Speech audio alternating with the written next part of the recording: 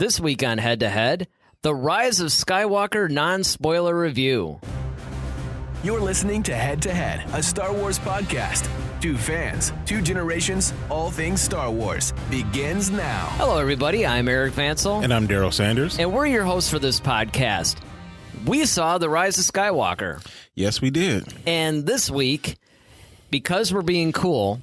Like, there's a lot of people out there right now that are doing the whole, spoiler reviews. Well, or they're waiting until, like, maybe tomorrow or whatever. But I've even seen one that's out now. We're going to be cool. We're going to give them a non-spoiler review for this week. Next week, though, we'll do a full-blown spoiler review. Because, believe me, there's a lot to talk about in this movie. Yep. I don't know if you guys have seen, any of the reviews or whatever, but Rise of Skywalker, non-spoiler review. This movie is so dense, and there is just so much that happens in it that, honestly, this is actually a really difficult movie to give a non-spoiler review for, I mean, yeah, I just don't even want to let them know about that Obi-Wan Kenobi dies at the end of this. Yeah. Right? Yeah, exactly. Or Darth Vader died. Yeah, I mean... it's just... No. So... Yeah, I mean, this is really cool. So, okay, let's start with this.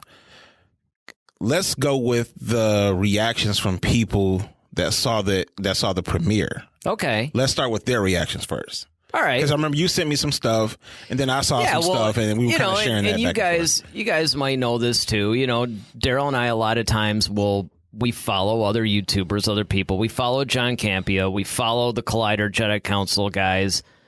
So we've been following those guys for a long time. And in fact, they're part of the reason why we do a podcast, because it was kind of like we would have all these Star Wars conversations and, people would say, well, you guys should have your own show. We're watching these shows and, we would be having discussions based on that. So naturally, we do value these guys' opinions. Now, I sent you Campea's reaction at first. And it scared me a little bit because he didn't like the movie. Yeah.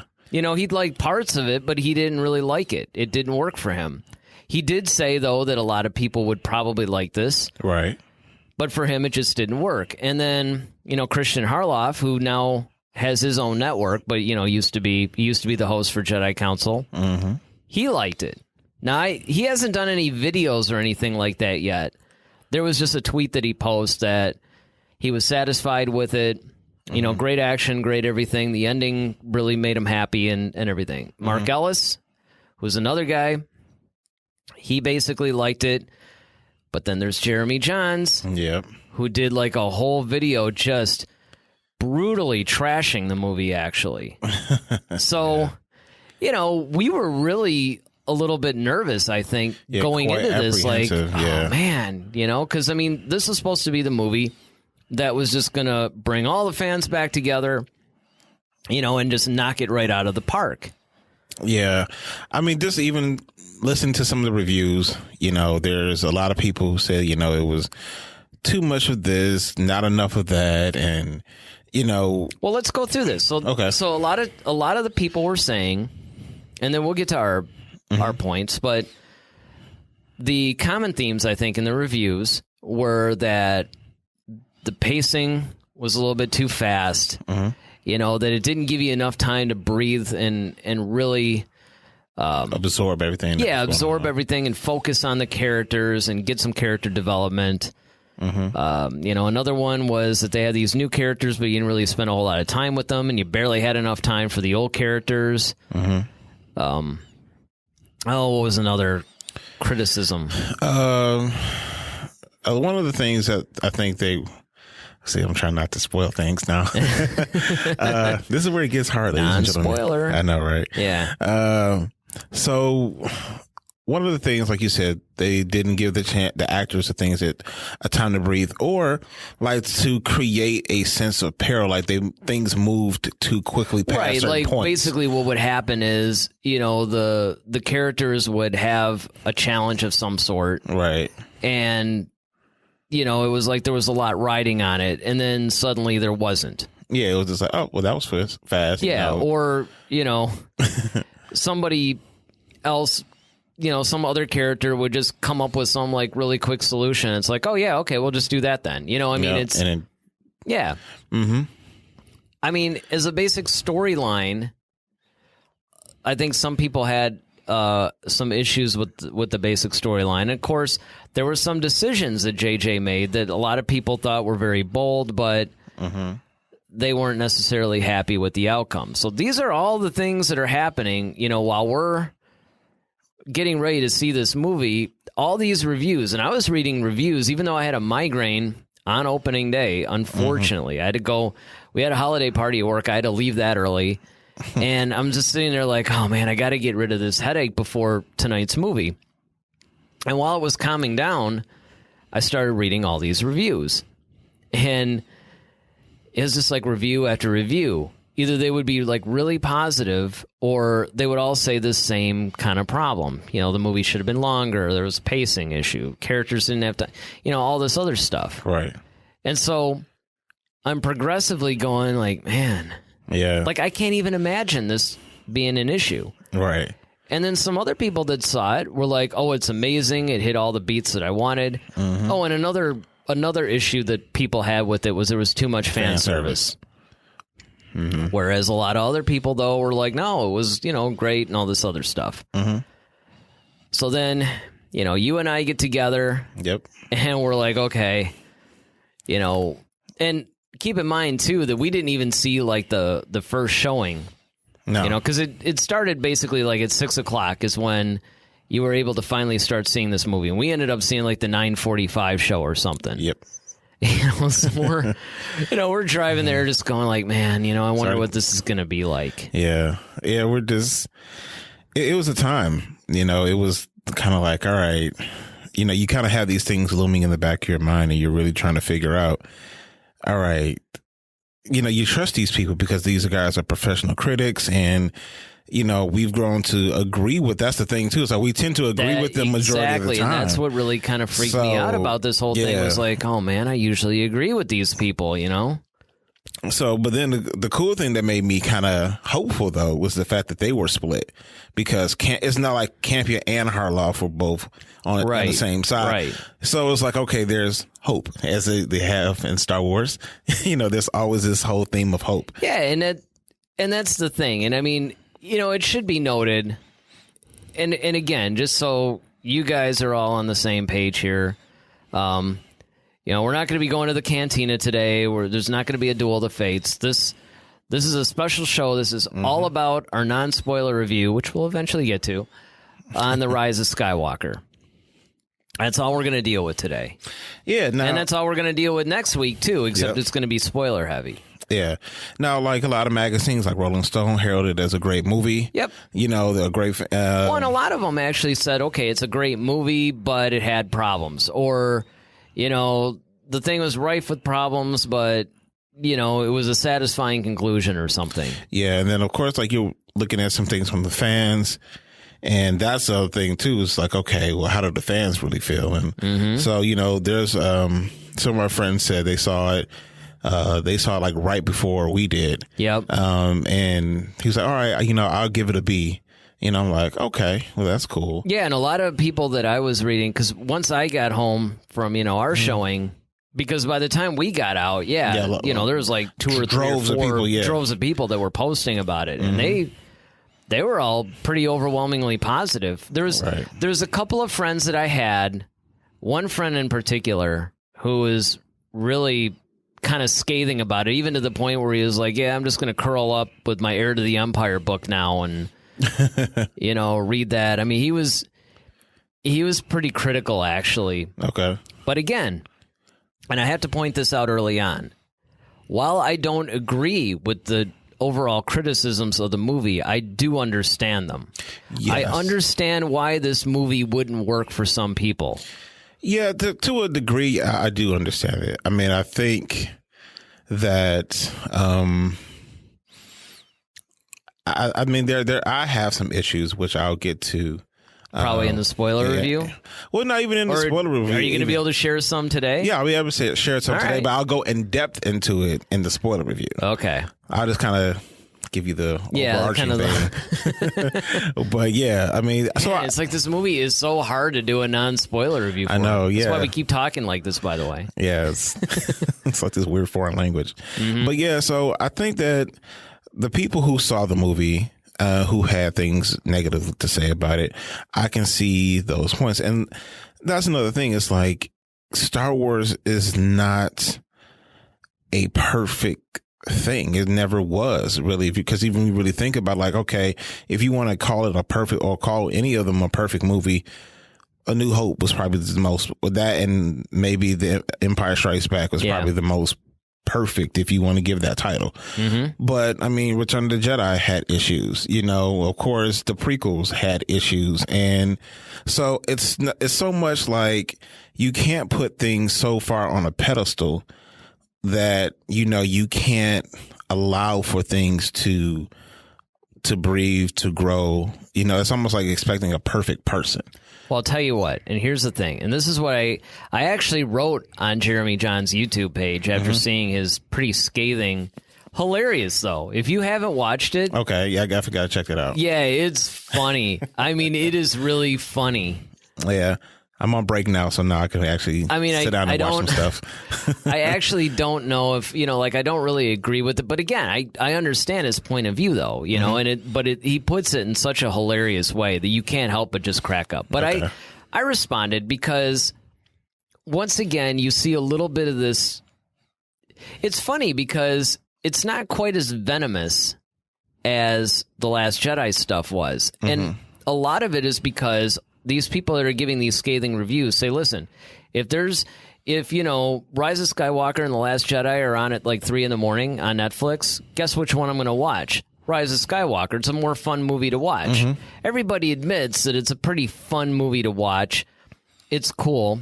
It does have like nonstop action in it. True. So, I mean, from that standpoint, people I think are a little tougher on this movie because of the stakes, because it's the last film of the saga. Right. But they're not quite as venomous. So I decided I'm going to write on his thing.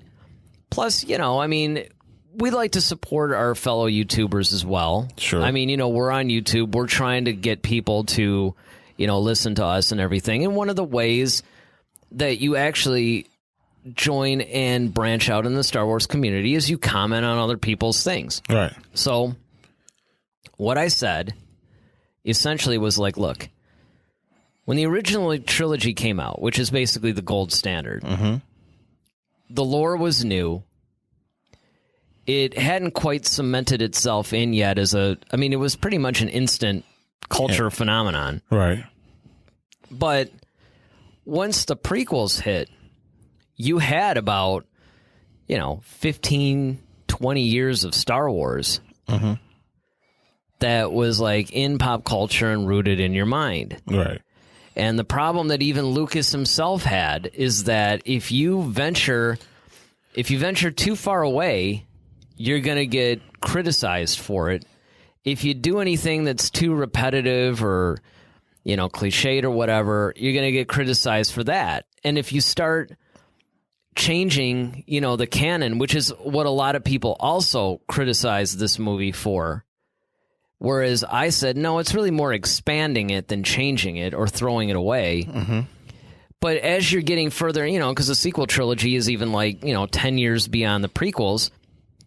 So it's kind of like you're getting all this lore and all this history that is cemented in people's minds. So it's becoming more and more difficult to make a Star Wars movie that would frankly appeal to everybody. Well, yeah, because especially with all the, the thing is that you have all the books that's been released. That too. The books, the comics, all the other platforms and mediums that people consume Star Wars content. Now, it's very difficult to try to live up to. Exactly. But here's what's interesting. And this is I think I alluded to this in this comment. Let me see what you think about this. So a lot of times, we'll point to the books. The novels are really smartly written, great stories. True. Some people, like ourselves, have even said, they should just make movies out of these if they want to make more Star Wars movies. I contend that if they did that, they'd get criticized. Because it's different when it's on the page, But when you actually see it on film, and granted, there are more variables to it. Like, for instance, you can have two different directors make a movie out of the same book, and you might love one and hate the other. Yeah, it's the same plot. Execution. Yeah, I mean, it's like, no different than like, they tell you, you read something at one age, you get one perspective, and then you look at it when you're a little bit older, it's a completely different thing. I think that, people are always going to be critical because especially when you have books, like no different than, the Meg franchise, right? So the Meg book was something that was okay as a book.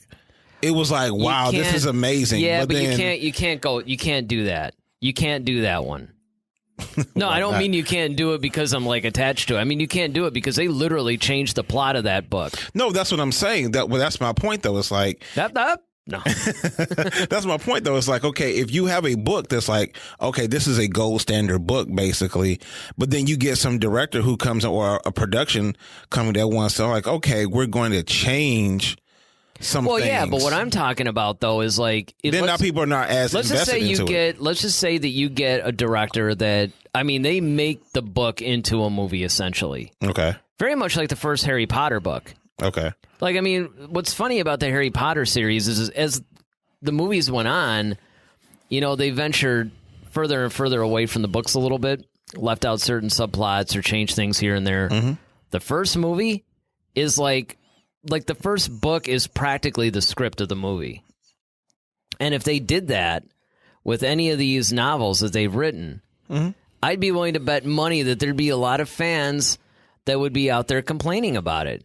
Because once you see it, and you're seeing it through the interpretation of a director, because you can have two directors, I'll even go a step further. You can have the same script. This is really true of anything, honestly, but you can have the same script, and if you have two different directors doing it, it's going to look different, it's going to feel different. Well, yeah, because I think but see, when you do something like that, now it's all about perspective because one, like what you internalize yourself is like how you saw it when you read it. Yeah. So there's that. And then you also have like now you're dealing with when you talk about directors, now you're talking about technicality. So like, for example, for Rise of Skywalker, so you might have one director who may pick the pace up and then you may have another one who stretches it out. Right. So even though it's now, the same script, but now you just add more to a scene or you cut that scene down. So sometimes people are like, oh man, that was my favorite thing, but they cut out or they didn't expand as much or they didn't show as much as I interpreted when I read it. Yep. Versus, you see what I'm saying? So that's exactly my point. Yeah. And even going a step further, right? When everybody bashes the prequels, they don't bash the story; they bash the execution. Well, yeah, but see, that's the thing, though. I think that's the biggest thing is that with the prequels, and that's the thing about Star Wars too. Is like, okay, with the sequel trilogy, much like the original trilogy, you didn't know what to expect. Like when A New Hope came out, you didn't know anything about Luke Skywalker. Exactly. You know what I'm saying? Like you didn't know anything. And you had no idea what you were going to see. You were just like, okay, well, this looks cool. And then all of a sudden it blew up. Empire was a huge departure from A New Hope. Like if those two movies had been made today, Empire probably would have been ostracized. People don't think so, but you got to look at the climate that we're in. And the way things are. So now the only thing about the prequels is that, like we've always said, is that the prequels, we knew what had to happen. We just had to figure out how to get there. Well, yeah, exactly. So now it's just a matter of like, so you're kind of already just like, all right, give me Vader because you know it's coming. But in the original trilogy, you never, after the Death Star blew up, you never knew what happened to Vader. Until Empire came out. And then you're like, oh, okay, that's what happened. That's true, because, at the end of A New Hope, he's just out there spinning around, and then he got his, his bearings or whatever, but flew off into the night, basically, and just like, okay. So it wasn't until Robot Chicken that we finally found out what happened. Yes. Thank God for Robot Chicken. Oh, man. But with Palpatine, though, they could do more Robot Chickens now. Oh, yeah. So, with all that being said, yeah, let's get into our version. Let's get into our version now. We've done enough of the setup, I think. Yep, I think people are ready for it. Okay, what the heck do we see? Age before beauty. First impressions. All right, well, I was sitting in the theater, and of course, the opening crawl comes up. And right away, this opening crawl I thought was really intriguing. Because it actually gave you a little bit more exposition, in my opinion, than a lot of the other ones did. It seems shorter, too. Yeah, a little bit.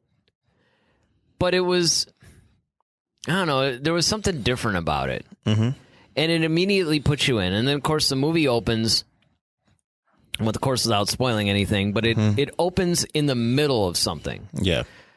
Again, I'm going to reference certain things, but most of anything that I reference, it might be even like venture a little bit towards spoilers. I'm going to make sure that I stick with anything that's been in the trailers. I might mention scenes if they're in the trailers. And I'll even try to stay away from the TV spots because not everybody watched those. I know I stayed away from them because I didn't want to.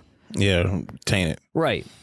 But you start out in the middle of this thing, and then the overall story, which isn't really a spoiler per se, is that our heroes find themselves essentially on a scavenger hunt. And that was one of the problems that a lot of people had, is that they're going from planet to planet. There doesn't seem to be any cohesion. Yeah, any cohesion or whatever. But I don't know. I mean, the whole time that I'm watching the movie, I was really engrossed in the action and what happened. I didn't really find the pacing to be all that bothersome.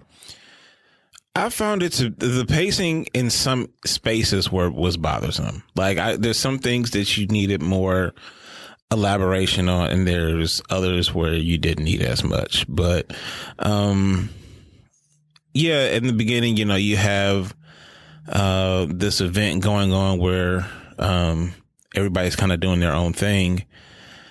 And the cool thing I loved about it was that, like Palpatine is, even from the opening crawl, is like in it. You know what I mean? Like it's like he's not like waiting till the end to be the big surprise. And that was actually one of my biggest concerns. I kept thinking like, okay, if they save him for like the last 5 or 10 minutes of the movie after promoting him so heavily, and it was funny because he actually wasn't in the movie as much as I thought he would be.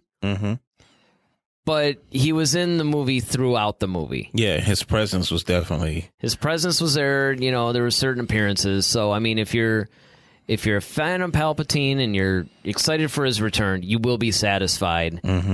With all that. I thought that they handled. There were certain things. Man, it's really tough to do this without spoiling stuff, but. I was really satisfied with just about every one of the character arcs. Okay. For me, yeah, I think that for the most part, yes. I mean, I'll say this, that as many things as the rise, like, okay, so going into the Rise of Skywalker, and we've said this on like multiple podcasts, but like going into the Rise of Skywalker, we knew like, okay, there are certain questions that have to be answered. Right. Now, part of my issues and part of my excitement were one and the same. We got a lot of answers, but I still felt like there were still a lot of questions that still weren't answered. Okay, well, that's valid. Now, I mean, I will say that in comparison to some people, because what some people, it was almost like a thing to where people are like, okay, if you give me something that I don't think I want, but you give it to me in a way that works, I'll be happy with it. Sometimes you could give people what they want, and that ends up falling flat because it's not done right.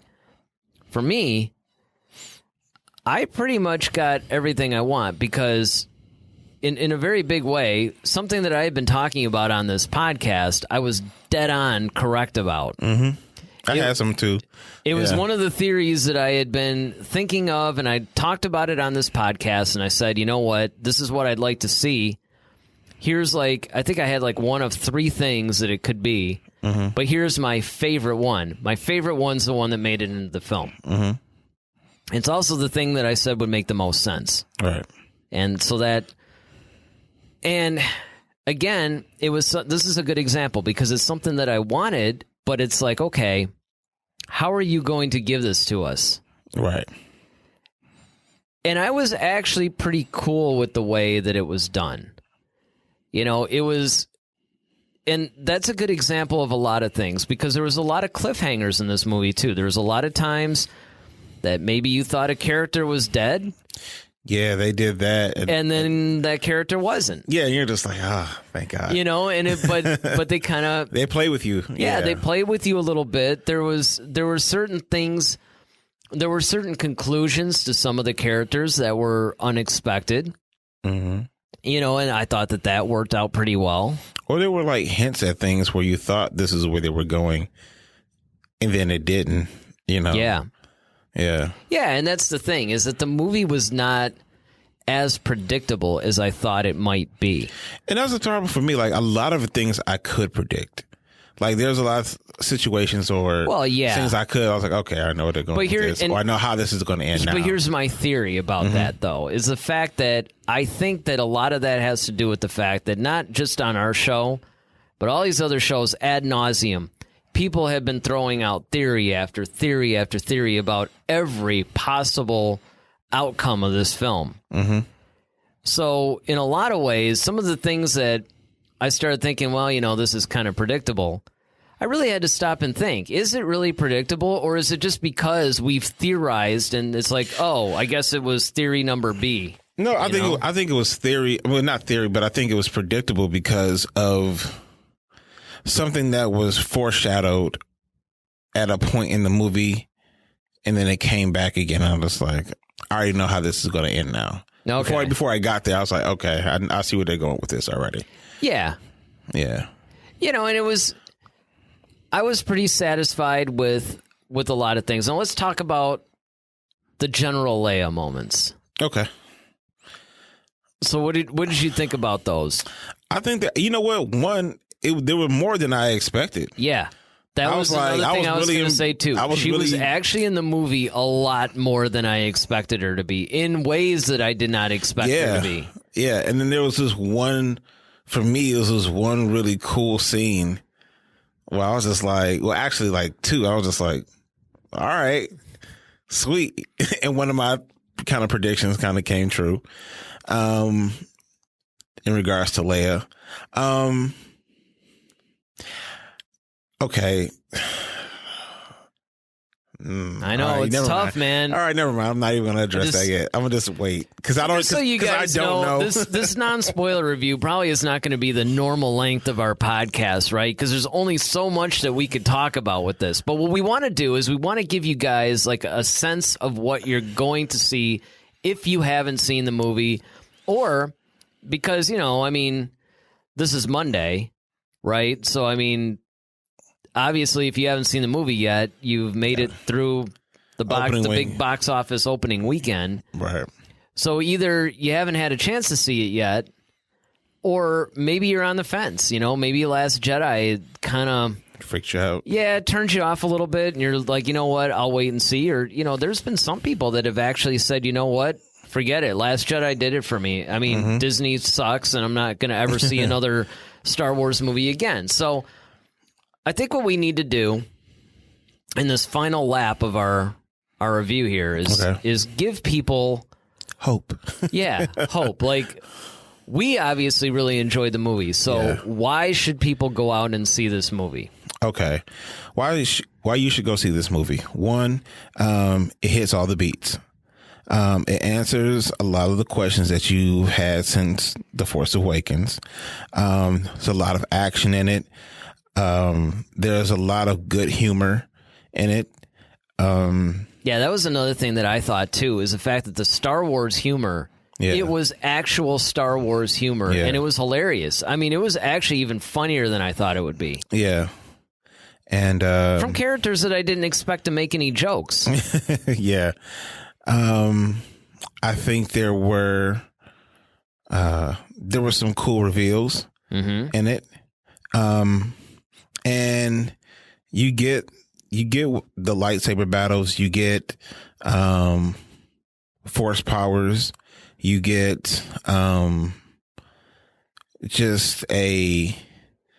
you kind of have like all those little different feels. So you get laughter, you get intensity, you get